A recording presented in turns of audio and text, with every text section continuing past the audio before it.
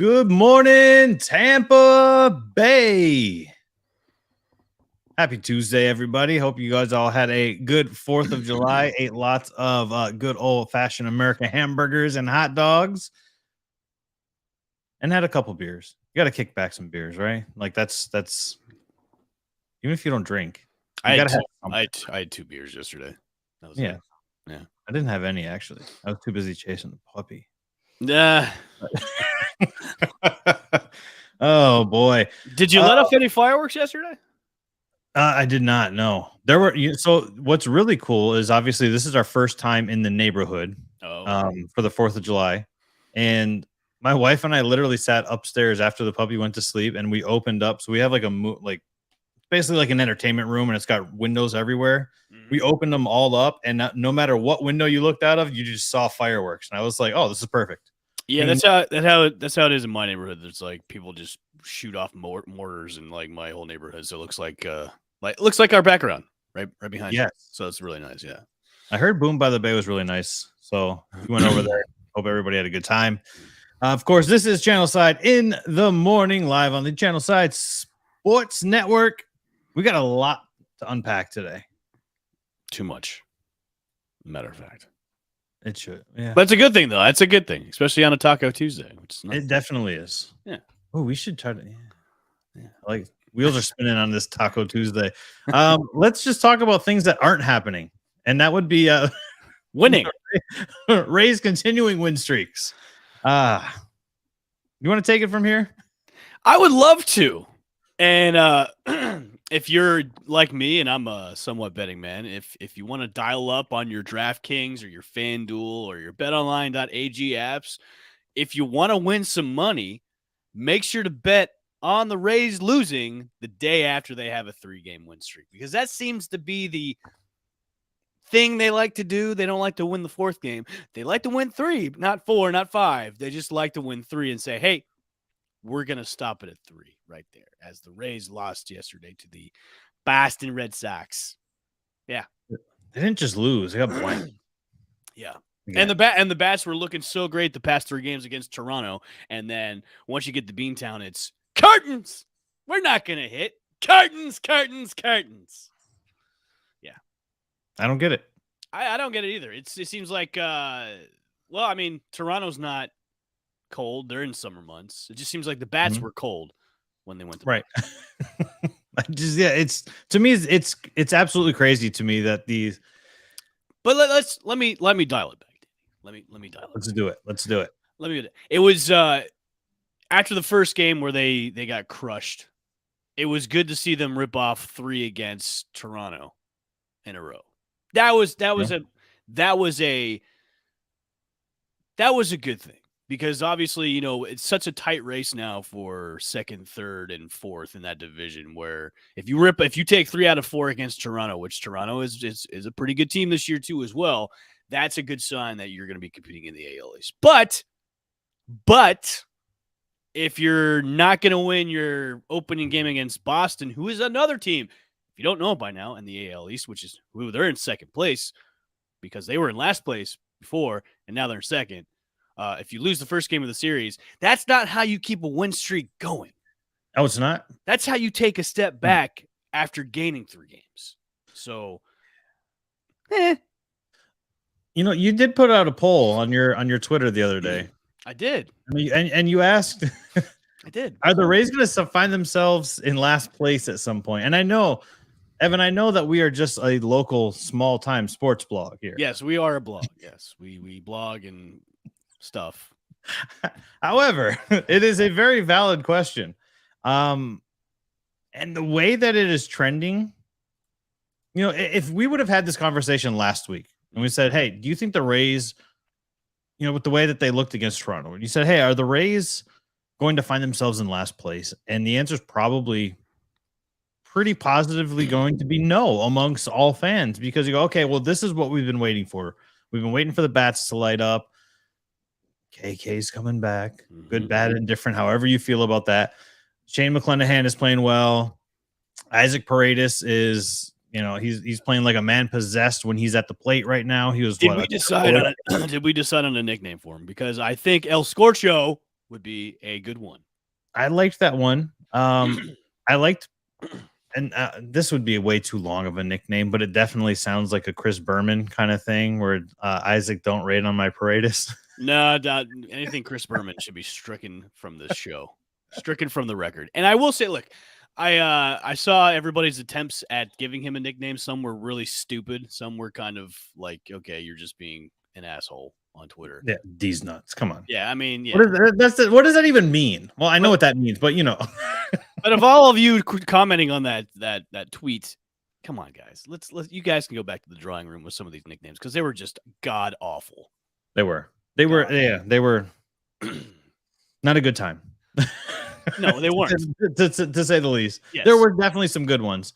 You know, Matt, the local designer that does a lot of the cool graphics to get shared around the area, did the sock, e-sock. Which that was kind of funny. I was just it was awfully funny, right? Yeah. You're like, oh, this is terrible, but I'm smiling and I kind of enjoy it at the same time. Yeah, Shane McClanahan is pitching like the Cy Young he's probably going to be if he keeps rolling like this. And then Shane Boz looked good the other day too as well. Yep. But let's just pull him early though. Oh yeah, let's pull him earlier because he just came off the injured list maybe like a month ago, and this is his fourth start. So let's do that. Let's keep doing that. Let's not keep him letting him roll. Like a plan to me. Exactly. I just I was really nervous about the Toronto series. I really was, because the way they've been playing, they dropped against, Milwaukee, and it's just, and then they dropped the first game against Toronto. It's like, okay, well, here we go again with another losing streak. And then all of a sudden they ripped off the three wins. I'm like, okay, well, this is a good sign. This is a step in the right direction. Mm-hmm. But I was also cautious too, because every time they've won a 3-game set, it's like, oh, well, they're probably going to lose their next game, which they did. And it's which is unfortunate, because that is becoming the new norm. Is 3 the magic number now for win streaks for them? I feel like it is. Or Danny, maybe it is a precursor to, maybe they've got a long win streak ahead of them later in the year. Maybe it's got to be long. Maybe this is like a pre-starter. Like, hey, we're going to give you 3 now. That's all we're going to give you. But after the All-Star break, we'll give you 4. Oh, hey, we'll give you 4. Break out for a 4-game win streak. Let's go. Let's go, boys or men. That's. But this is the type of stuff we've been talking about. Is, look, you got to string a win streak together longer than 3 games now. A little longer than 3 games. Like, rip something off like, the Red Sox did a few weeks ago with a 7-game win streak, or rip off something like the Yankees did when they won 10 freaking games or 11 games in a row. Like, that's what we want to see. Not 3. 3's it's a nice number, but not in this division alone. So it was very unfortunate yesterday, where the amount of offense that they put against Toronto was bombastic, and it made Canadians cry. But when you go into Beantown and you just put up a goose egg, it's like, okay, well, what happened to the team that did all the offense in Toronto? What happened to that team? Yeah, like jet lag. Not even a run. Yeah, jet lag from Toronto to Boston. The 2-hour flight. Yeah, like, so. Yeah, it's mind boggling. It's mind boggling that could happen. I mean, like, so, and you wanted to talk about this earlier as well. Mm-hmm. Because this kind of ties into 2 different topics, right? Because I think we already know which one is already kind of a definite right now. McClanahan is definite. He's in. Yeah. That's a definite. If he's not in, there's something wrong with the voting. But like, he's a definite. He could be probably the AL starter for this year for the All-Star team. I think so. So he's a shoo-in. Other than that, I mean, you don't really have that many Rays players that could get the official nod. I mean, maybe Paredes, because he's been on a tear recently, but that doesn't equate to the first half of the season yet. It's only been like just a couple of weeks. Have those last couple of weeks been hot enough to get him in? Because we know that All-Star in every sport popularity contest. Exactly. But you need a nickname. If you don't have a nickname, you're not going to get in. So we got to come back to our Twitter account. And I say El Scorcho, man. El Scorcho's a really good. It's a good name. I like that. I liked the one that tied, like, was it Sombre Paredes, something like that, where it's like over the walls. I like that. That's kind of cool, but like, you can't put his name in it. Right. El Scorcho, like a nick, you know what I mean? Like Scorcho. I don't know. I like it though. Yeah. I like the way you say it with the eyebrow up too. It's nice. Scorcho. Good Lord. But I mean, it is safe to say that regardless if he gets in or not, I'm going to go out on a limb and say that the Rays won the trade with the Tigers. Oh, hell yeah.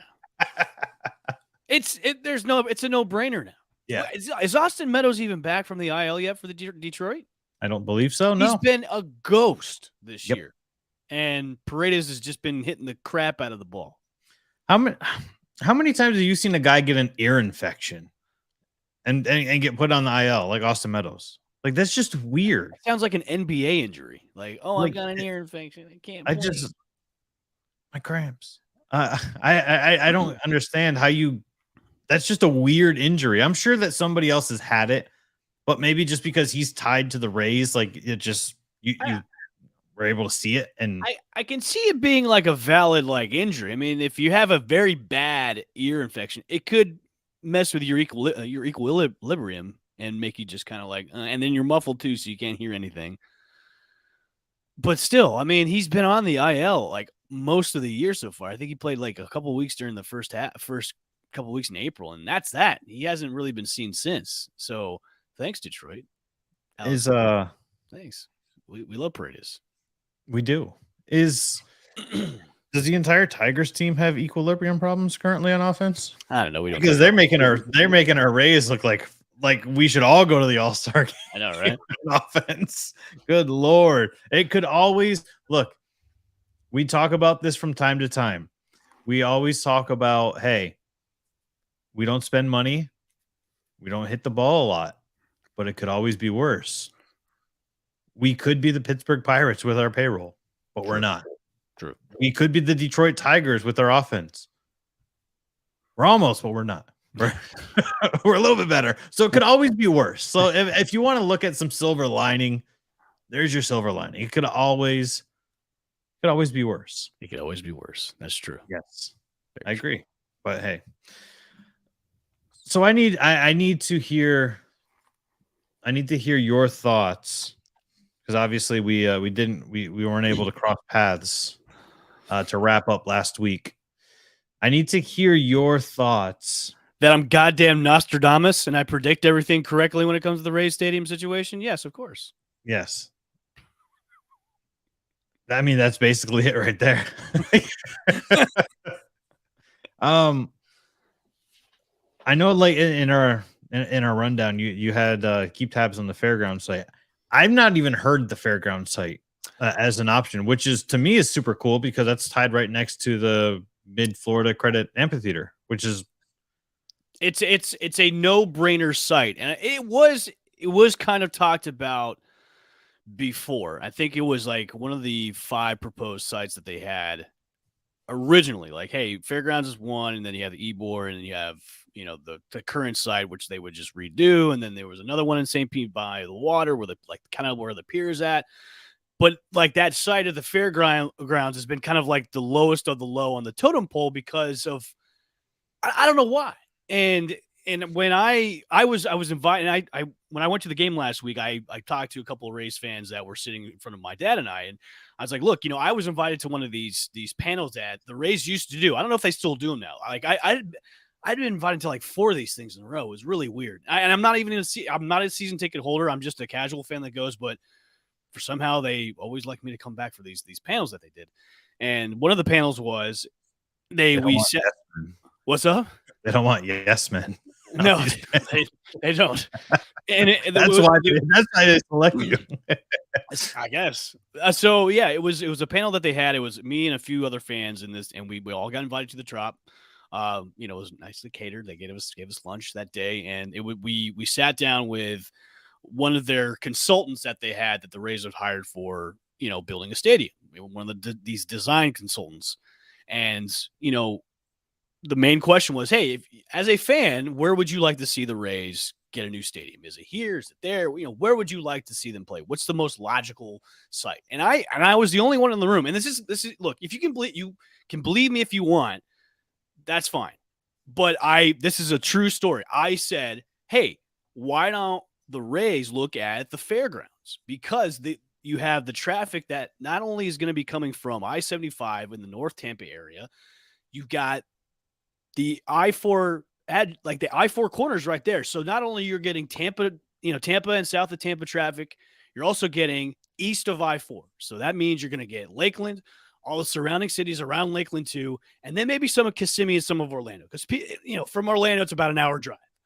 You're going to get all that traffic coming into that site. And where the fairgrounds is at, it's like a central hub for everything. So you have everything coming together. It's like it's almost like, hey, we're going to have a nice single point of meeting, and that's our single point of meeting. And there's so much land there that you can put a stadium. And not only you're going to get traffic from that, you'll have people that are going to the Hard Rock. They can come to a game after that too as well. And then there's so many other conventions that they have at the fairgrounds. You can have convention crowds. You can have whatever. I mean, there's even a wing house right across the street, which I'm surprised is still open because really nothing really goes through that 301 interchange going into the interstate. It's kind of tucked in the back too. So all the traffic that you're getting is from whoever lives around that area, which there's not a lot of people. It's more like an industrial neighborhood, industrial park, because there's a lot of industrial parks around there. It's not really a residential area, but you have, the crowds that can go there. And that's why I said, hey, you could, Rays, talk to Wing House. You can have Wing House as a partner for that new stadium right there, because you could have a flagship restaurant for your Rays watch parties or whatnot.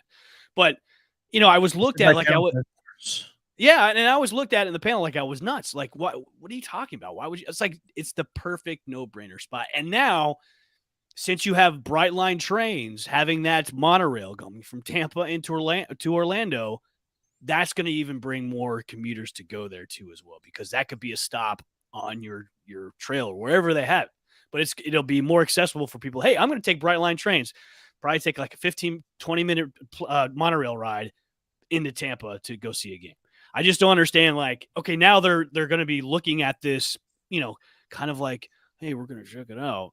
We may not consider it, but we're going to check it out.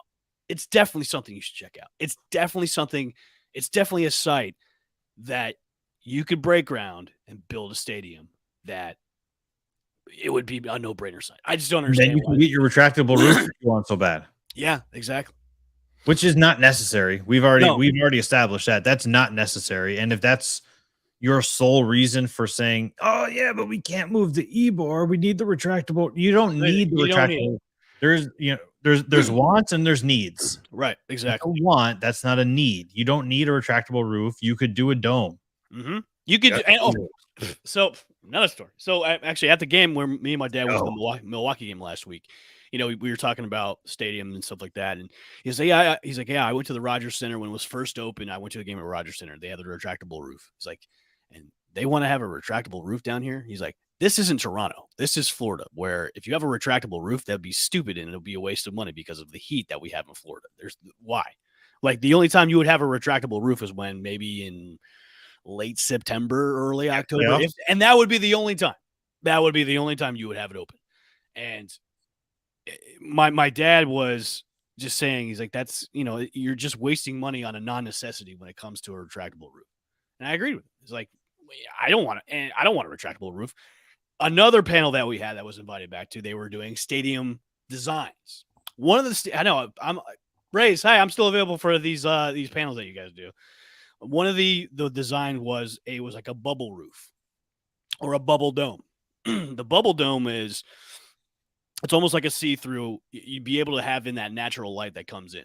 Oh, so that's like US Bank Stadium where the Vikings play, right? Something like that, yeah. Okay. So you're getting the natural light, but it's not coming in full force. But it's a bubble, so you can actually see outside and see what's going on, like around the stadium and everything. That was one of the designs for one of the stadium sites was the bubble roof, and then the other one was like an open air stadium where it would be covered, but then like the back of it, kind of like where when you come into the main entrance of the Trop, would be wide open where you could see coming through, and then like the wind, like the natural air could come in and be kind of like an open air, but still be covered too as well. That would work too.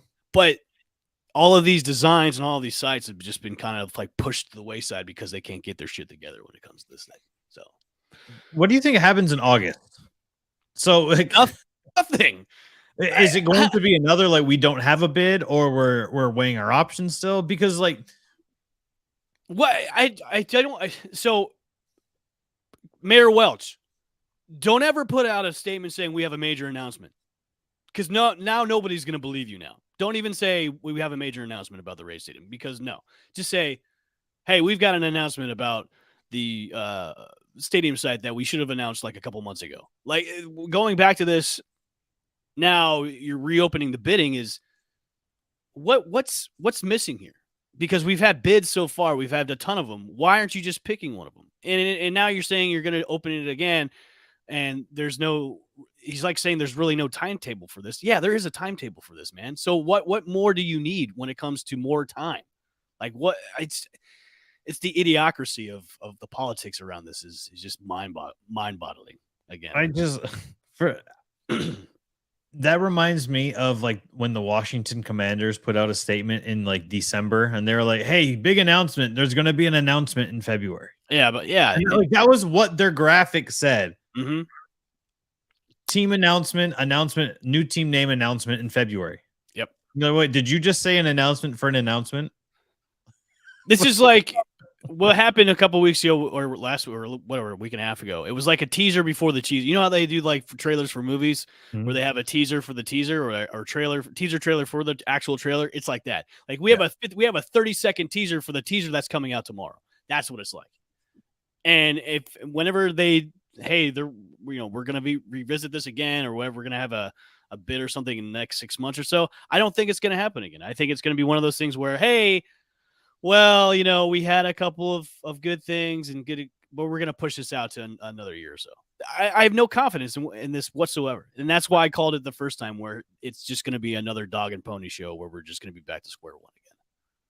And you think, I mean, because August is not far away. We're already on the 5th day of July. So exactly. So you're telling me somehow you scrapped all of your bids, all of the progress, and you're expecting to be back where you were already at in 3 weeks, 3.5 weeks? Come on, man. It doesn't matter. Yeah. You're doing another 180 again. It's just so stupid. It's so stupid. And then, so this is an election year. Mm-hmm. So let's just say that I don't know anything about politics up here. I don't know, if people like him, if they don't like him, whatever. But let's say that he doesn't win the next election. Now we're back to square one with another. Because it's going to be a pissing match with the person that won because they ran against him. And for some reason, when you're in politics, even if the other idea was good from the previous person, you've got to cut it off. I don't know why, but we do. And also, too, it's not the mayor's fault, too. It's also the Rays' fault, too, as well, because they're not really giving anything. They're not helping them out at all when it comes to this. When it comes to the site proposals, they're not helping. So, right. And I wish Mayor Welch would look at his predecessors and be like, okay, it's failed with like 3 of my predecessors so far. What is going on? Like, tell me why we can't get anything done. We're on like the 4th mayor of this whole thing. What didn't you guys get accomplished? Like, what is going on here? Let's just get this done. That way we can stop talking about it and move forward with this thing. I do think that if Stu Sternberg really wanted to make a decision, it would have been done 2 mayors ago. Correct. And that's the problem is it's both sides having absolutely no clue what the hell they're doing. I don't think I think it's that too. And it's also like almost a pissing contest to see who can piss off each other. Yeah, but like what, as a baseball fan, what do you get out of that? Like, they're not even really pushing that we need a new stadium. No. And I know I tie this back to like the Raiders all the time, but the Raiders, look at the Raiders freaking stadium. Look at Allegiant Stadium out in Las Vegas. They went from a crap hole. The fans loved it. It was nostalgic, whatever, but they went from a literal toilet look to an actual shiny black looking toilet. I mean, to a beautiful stadium because they pushed so hard. And if you got to push like that, just to me shows that you don't really truly care. That's what that shows to me. If you're not pushing the political people that are in the county you're in to get you a new stadium, you simply just do not care. And you're content with the way things are. Which ties back to our point that we brought up 2 weeks ago. Rays fans are content where they are because they're A-OK not winning a World Series and just making the playoffs. I'll tell you this, Danny.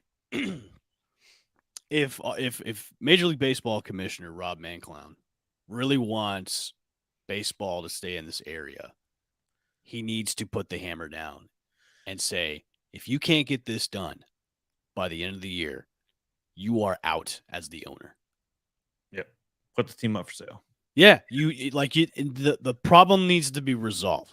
And if he was a true commissioner that wants to save baseball, you need to say this can't be drawn out any longer, because I'm sick and tired of fielding questions for this with your stadium and Oakland Stadium. I'm tired of it. It needs to get resolved.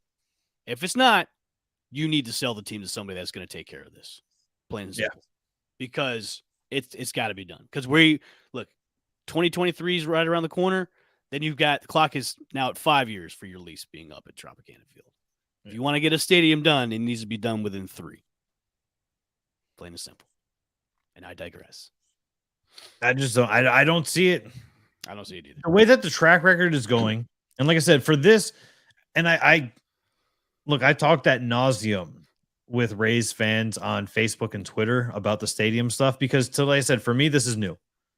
This is a newer conversation for me. So I understand when people are like, "Oh my God, this again." Well, for me, it's new. So please, enlighten me and tell me and bring me up to speed with, your thoughts along the way. And I did bring this up during the as I was going to this, walking to the Trop. I did kind of, ask a couple of Rays fans and kind of had a topic of conversation about this, and they all were like, "Yeah, we're actually sick and tired of talking about it too. We just want it." Their main thing was, let's just get it done, and that was it. Right. They want to get it done. They want a resolution to this. They want to get it done because everybody is sick and tired of talking about it. That's the main end game right here is get this done. And I think for me, what I've heard a lot is people that live in Pinellas County and live in St. Petersburg don't care if it comes to Tampa. They don't care if it's moved over across the causeway to Tampa. Which makes all of the sense in the world, because there's more of a population in Tampa than there is in St. Petersburg. Exactly. If you want asses in seats, you put seats where asses are. St. Pete is not a viable baseball city option. It is Tampa or somewhere else. Yep. Simple. Let's hope it's Tampa, but you never know. Oh, you know where it could be? It could be in Nashville, which is a perfect segue. Perfect. Absolutely. Could be Charlotte too as well. Right. But I mean, look, so that's a good segue. It was absolutely perfect, because we're talking about selling the team. We've brought this up at 1,000 times. Let's do it 1,001 times. Jeff Finnick, pick up the phone, call Stu Sternberg, and say, "Hey, this team is in dire need of a local owner that knows what the hell he's doing." Here we are. And this is why, look, how difficult is it if you've got to trade Ryan McDonagh? So they trade, in case you guys missed it, on Saturday, the Lightning traded Ryan McDonagh to the Nashville Predators for Philippe Myers and Grant Mishmash. Fantastic last name. I love the last name. And it was nothing more than a cap casualty, because he's got 4 years left on his contract, with a $6.5 million cap hit, which is, in hockey, is huge. In every other sport, you're like, "Oh, wow, that's a steal, $6.5 million." Yeah, but not in hockey. That's peanuts. Right? Yeah, in hockey, that's a shit ton of money, right? But that gives them the ability, Evan, to now they can lock up Sergachev. Now they can re-sign Palat. Now they can lock up all of their guys. Nick Paul being one of them.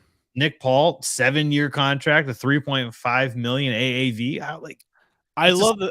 Danny, I love the fact how they handled this too as well. They went to McDonagh and be like, "Look, this is where we're at. This is what we have to do. Unfortunately, it has to happen. So, we want to make some calls for you to maybe land into the right spot for you." I love how they handled it too, because most organizations wouldn't even do that. They would just say, "Hey, you're fucking traded. Get the hell out of here." You know what I mean? Yeah, so, and it's just speaks so much about the organization. That's really what it boils down to for me, is that it's such a, I hate the word class. I hate using the word classy, but it really is. Were you putting your pinky out and saying it too? It's classic. It's classic. It's classic. Oh, that's Dr. Evil. That's not classy at all. But I mean, look, I get it. It sucks that we lost Ryan McDonagh, but it's a business, man. In the grand scheme of things, it's all for the better. It really is, and that's what people really need to understand and recognize is that it needed to happen, whether we like it or not. It needed to happen, and it did. And the Lightning are now going to be better for it. What are your thoughts on what we got back for McDonagh?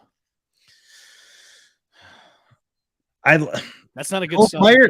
No. And I'm trying to just collect my thoughts without rambling on because there's not much. You don't really watch game film on hockey players like you do for football or for basketball even, right? So so I don't want to go on like this long rant because I am a game film watcher of pretty much everything. I think we needed to have faster skates, and that's what we got. The rest of it is we have to wait and see. And the reason why I say that is because when we traded for Brandon Hagel was a scorer. He was a prolific scorer. He was one of the guys in Chicago, and he's not even close to being the guy in Tampa Bay because that's not what his role needed to be. So I'm looking at it at face value, we got faster. That's perfect for me, and I'm a-okay with that because we saw them get burned by the Maple Leafs, burned by the Rangers, and then burned again by the Avalanche simply just because they're not a fast team. They're a slow, methodical, finesse, beat you down kind of team, and that's not always going to work, and we saw it firsthand in the Stanley Cup final.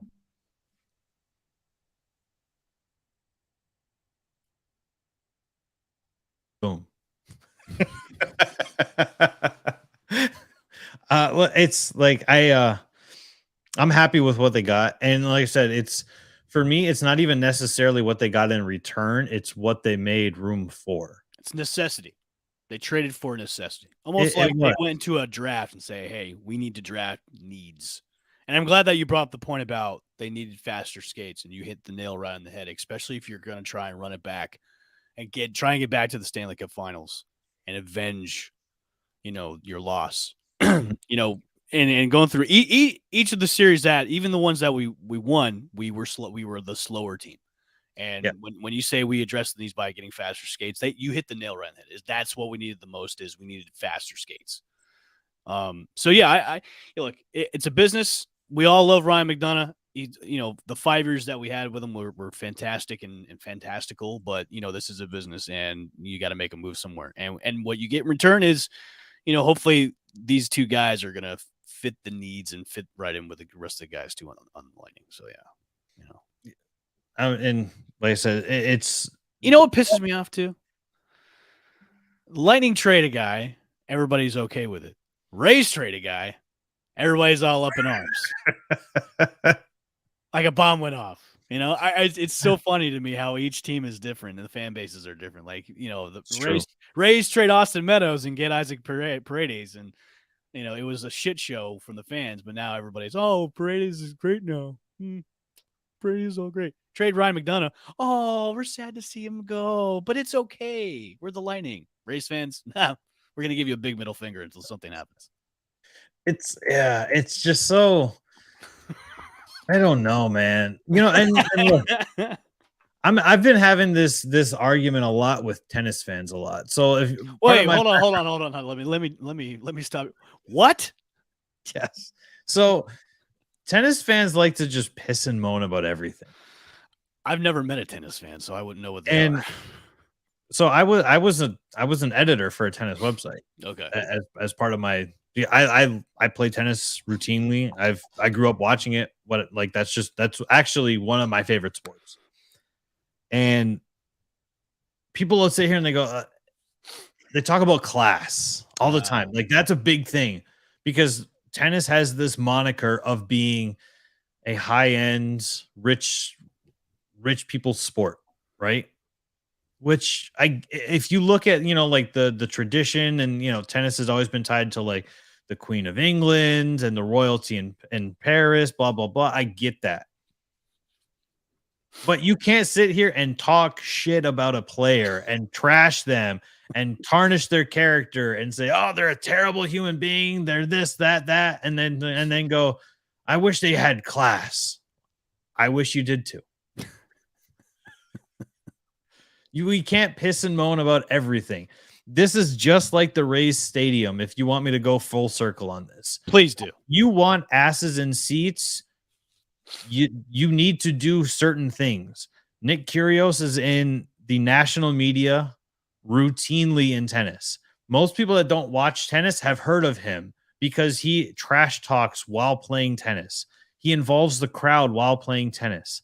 I've had people sit here and tell me the crowd he brings is just terrible. They do not belong in a tennis crowd.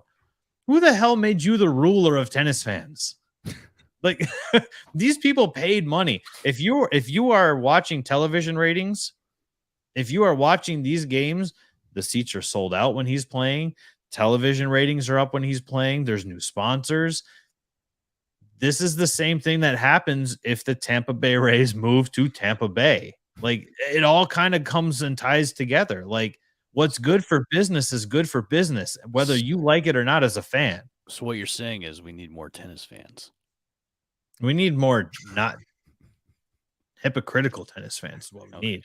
Tennis, I'll tell you, dude, as somebody who was in the professional wrestling industry for a long time, tennis fans might be one of the most toxic fan bases out there, which is freaking weird to say. I can see that though. I can see that.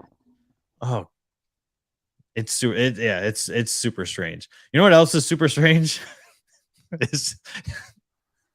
Did you see USC and UCLA in the Big Ten? At this point with college football, it's like just do away with all conferences, man. They're not needed anymore. Because it's just going to come down to just two.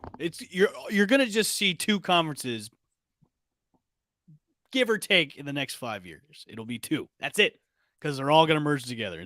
And the one that's going to, we all know which one's going to come out top is the SEC. Everybody's either going to go to the SEC or they're just probably going to go into the Big Ten.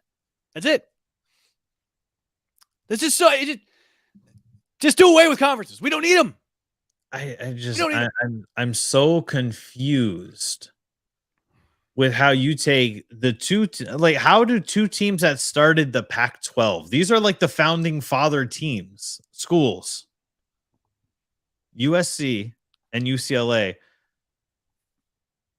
Like, the furthest team that's west is Nebraska. It's a shame because this now harkens echoes of when the Big East was. Remember the Big East? Mm-hmm. The Big East was one of the best power conferences out there. And then all of a sudden, out of nowhere, the Big East just dismantled itself and became the AAC. Basically, the Big East birthed out a really bad child, and it became the AAC. And this is what's happening.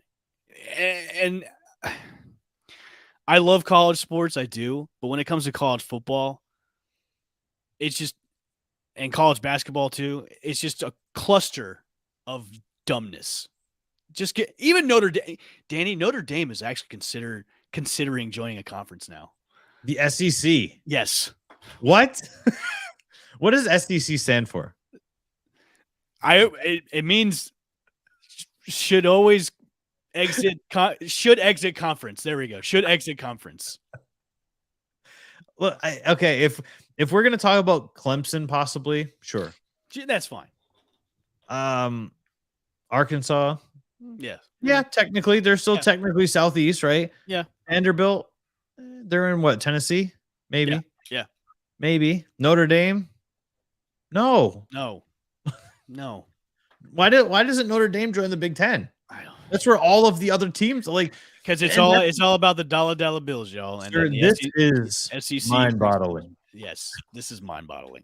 The SEC brings in the most money, but to me, you either have to dissolve all conferences altogether, or just put it into two big ass conferences, because this is just getting ridiculous, man.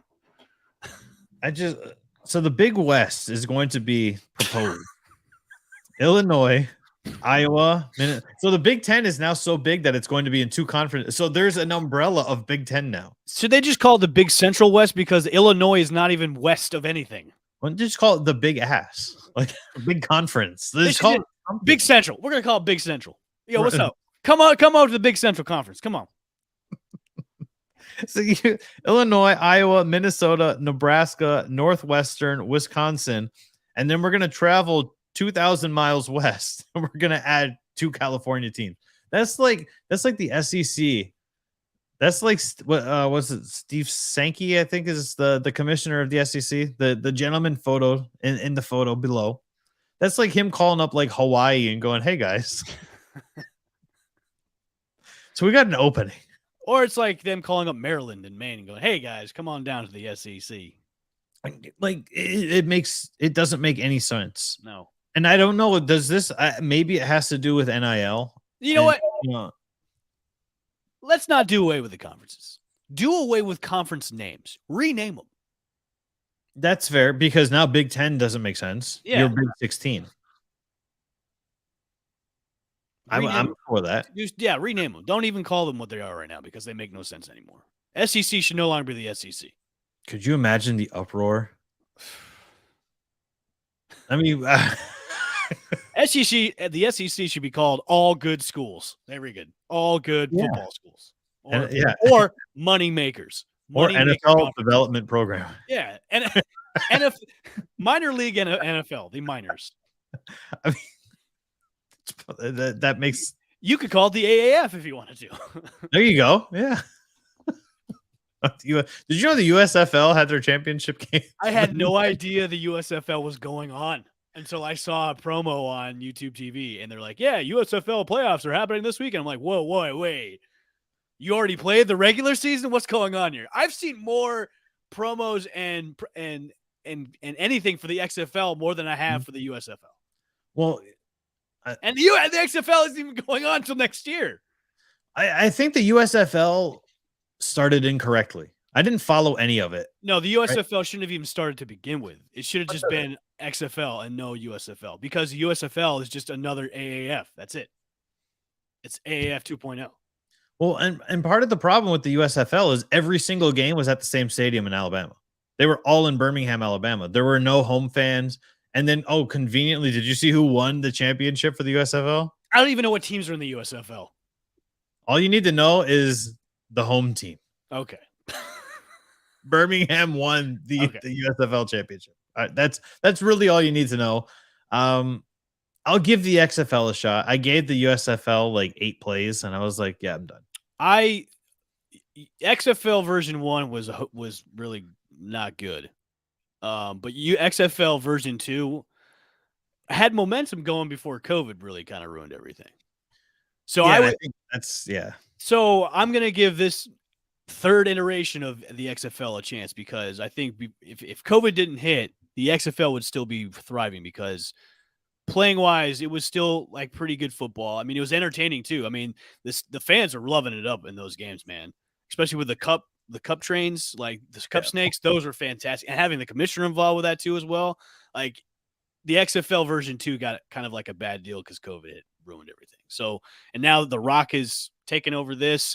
I think it's going to be even better quality than the other 2 versions as well. So I'm going to give XFL a real good chance. Hopefully. Yeah, me as well. Because I mean, you can really never get enough football. No, you can't. There's just not. Speaking of not getting enough football, which ride?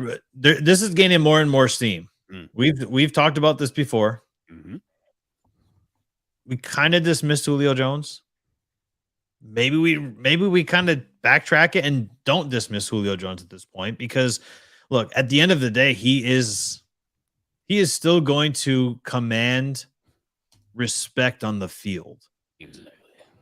Same with Odell Beckham. So I talked about this on Friday as Charles Robinson from Yahoo Sports said, Tom Brady and Giselle are both huge fans of Odell Beckham.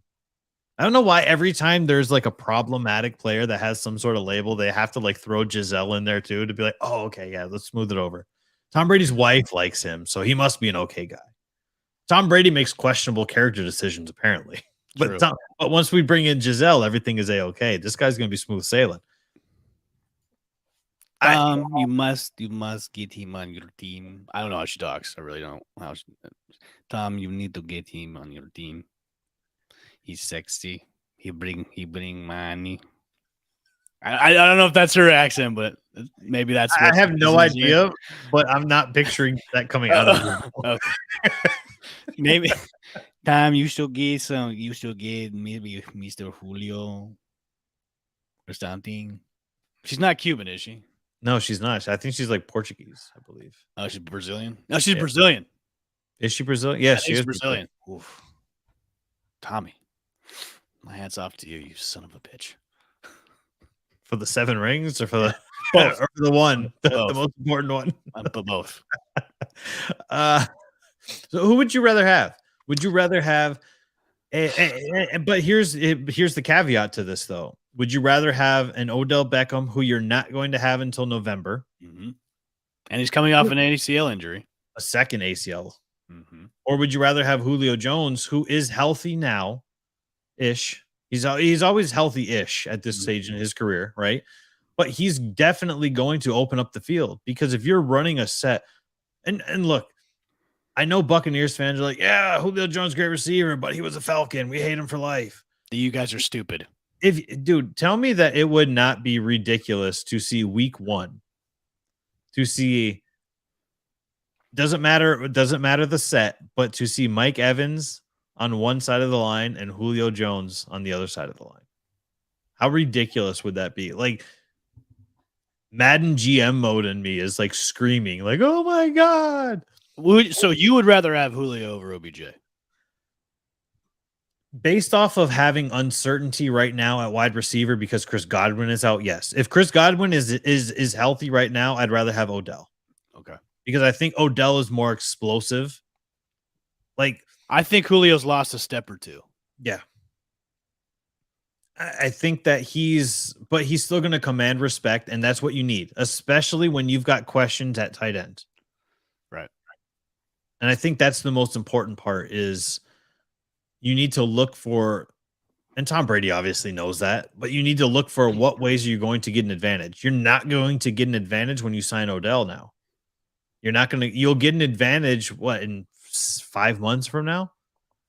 That's when your advantage comes in. But when you sign Julio Jones, he could be ready week 1. He's healthy and he's ready to play. I say I'm all for it. Like I think that there's probably a way where they could get both of them if they really wanted to. With nearly 11 million in cap space, you could say, look, you guys are still free agents. You want to go after a ring? You want to play with the GOAT? Like you're not going to have to do much. You know, what's the name? LaShawn McCoy's got a ring. What did he? Most people forgot that he was even on the roster. That's true. But he got a ring. He got a ring anyways.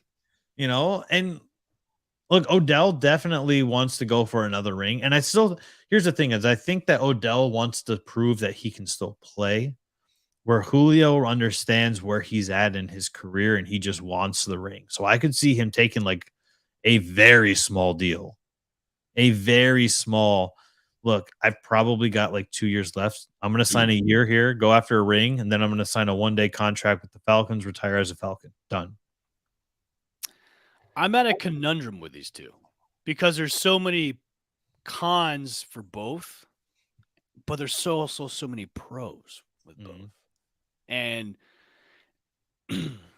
if OBJ didn't have the second ACL ding, I'd be like, yeah, all day, sign him, bring him on, adds depth, and he's a good fill-in for while Chris Godwin's on the mend. But he's coming off a second ACL, and that just concerns me the most.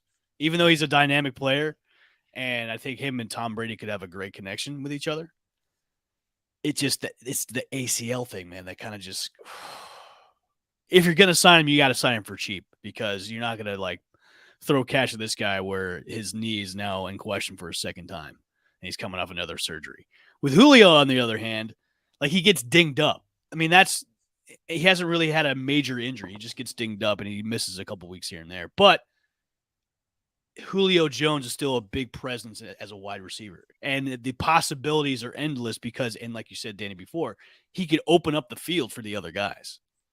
So imagine having that openness with Mike Evans being even more open now that you have Julio Jones like stretching out the field a little bit, further than that. Imagine Russell Gage being able to open it up in the field too in the slot.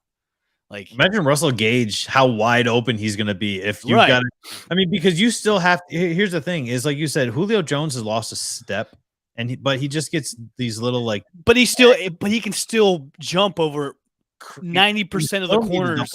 Exactly. You still need to double Mike Evans. If it was me, I would rather have Julio because, you're getting that veteran presence. He is. The leadership qualities in him. You would love to have him in the locker room too. And just the fact that he can still just jump over like 90% of everybody. Tom Brady could just fling it. Go and catch it. That's all you got to do. And Julio would be like, yeah, and it just opens up the offense too. And we talked about this, during our tight end conversation of if there's anything left in the tank, there's not a better quarterback to find it than Tom Brady. Exactly. So whatever is left in Julio Jones, and who knows, there could be a lot left because he's had just nagging injuries. And he didn't really have a great quarterback when he went to Tennessee either. Right. I mean, Ryan Tannehill was already his replacement was already drafted, and he's pissed off about it and said, "I'm not going to help him learn." Imagine going from Matt Ryan. Look, Matt Ryan and him had a lot of success together in Atlanta, but then he goes from Matt Ryan to Ryan Tannehill, which that team, anyways, was a run-heavy offense. Like they didn't really throw it a lot, probably because they had Ryan Tannehill as their quarterback.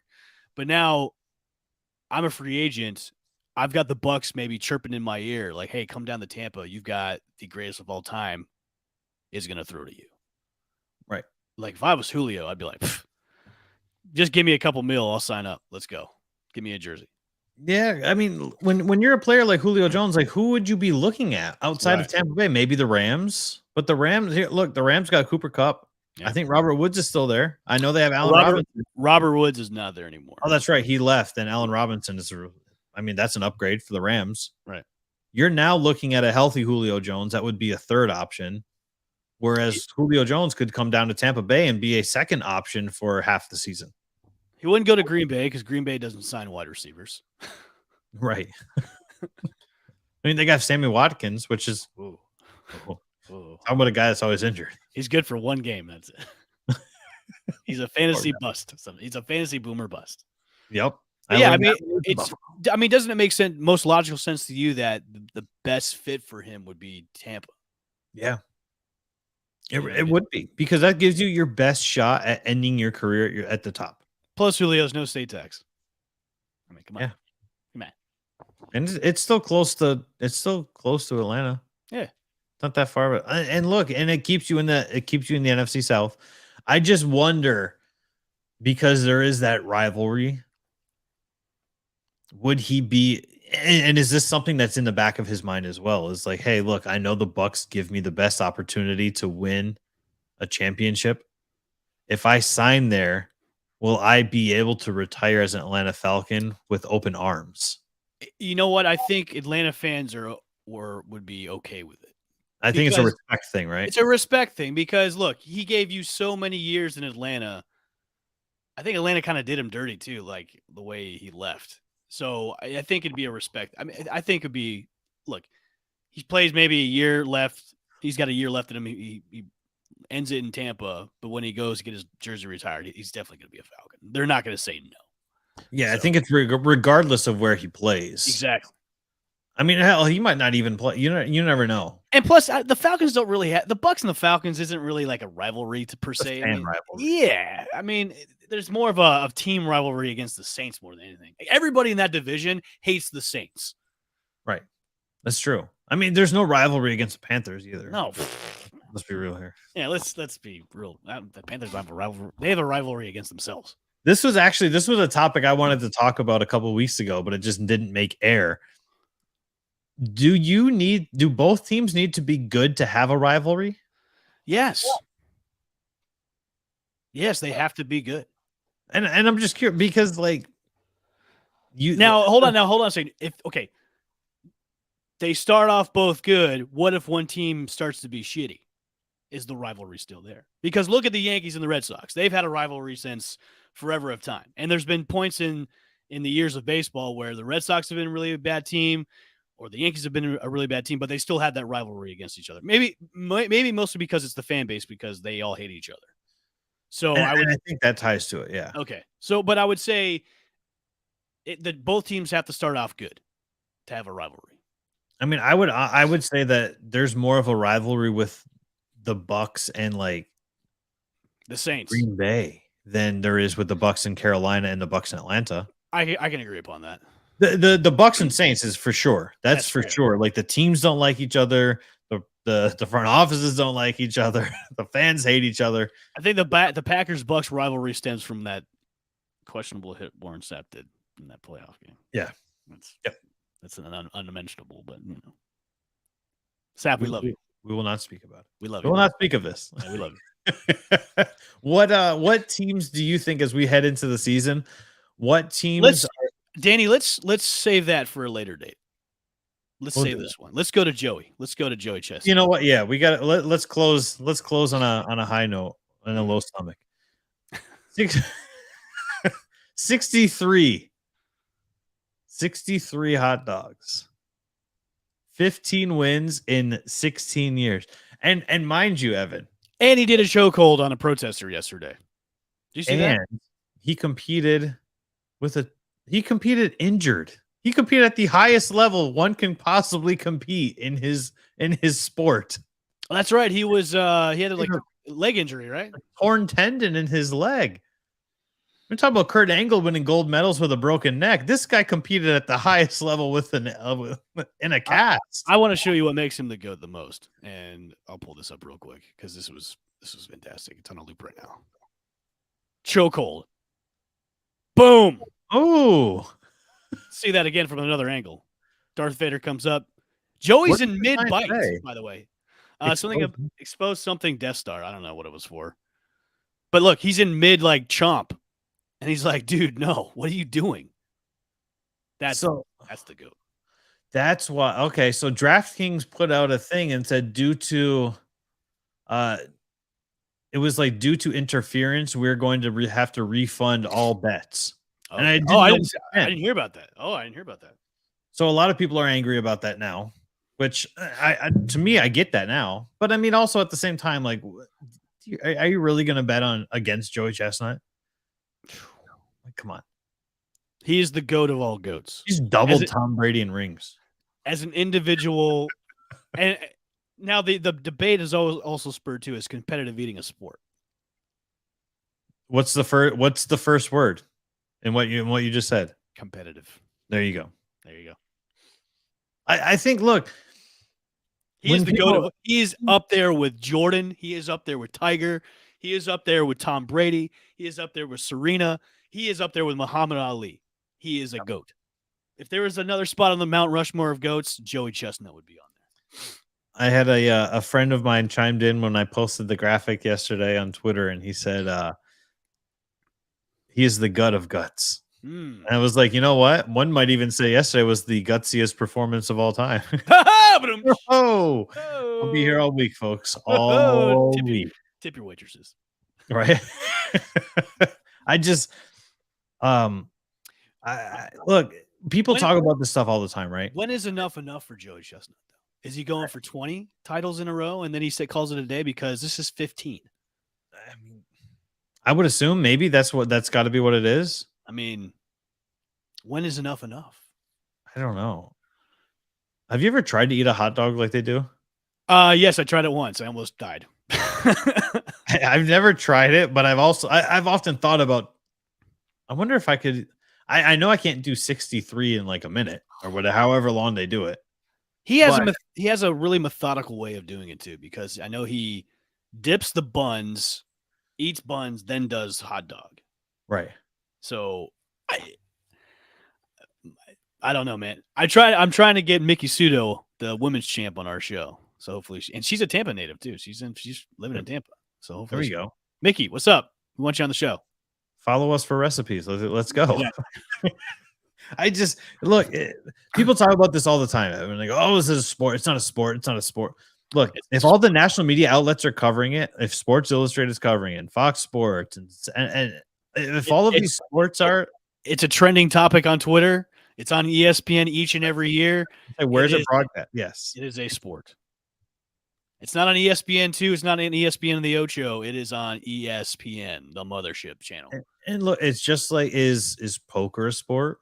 Some might say no. Is pool a sport? But look, these are broadcasted on ESPN. They're covered, but just because you don't like it doesn't mean that it's not a sport. Right. That's it. That's all we got. Joey Chestnut is the goat of goats. And competitive eating is a sport. I'm sorry. Yeah. Come at me. What's up? I would argue that competitive eating is harder than playing basketball, and it's harder than catching a football. Like, let's be real here. I would agree with you on all fronts. Because you can't train. You're putting your body at risk, and you could choke. You could literally die at a moment's notice. Yes. If you're scarfing down hot dogs or the chicken wing contest. Maybe not chicken wing contest. That's kind of choke on a bone. Yeah, but they're somehow. That's true, because these people. Have you ever seen those competitive the chicken wing contests? They are insane. How do you put a flat in your mouth and then pull it out 3 seconds later, and it looks like there was never any meat on the bone? Like, how is that a thing? That's impressive. It's very impressive. That's why I don't do it, because I don't want to possibly choke on something. Well, folks, Evan couldn't make the show today. He ate 6 hot dogs in a minute, and he's in a coma. He's dead. Thoughts and prayers. Thoughts and prayers. Oh God. He's suing Heinz when he wakes up. Or Oscar Mayer. Good Lord. That's going to wrap it up for us today. I hope everybody had a happy 4th of July. Thank you for tuning in, following along. We had 100,000 interactions, not a reach. We had interactions. We had 100,000 interactions. No, only if they would translate into followers. That would be fantastic. I mean, they're working up. Like, Twitter's going up. Instagram is hard. Instagram is a pain in the ass, but Facebook. I mean, I could start showing pictures of my nipple or something to get us up there. I mean, I don't know. How about feet pics? Ooh, those seem to be big things. And that's the OnlyFans station. So, yeah. Follow Evan, onlyfans.com/thegreatlfeetman. Yes, there you go.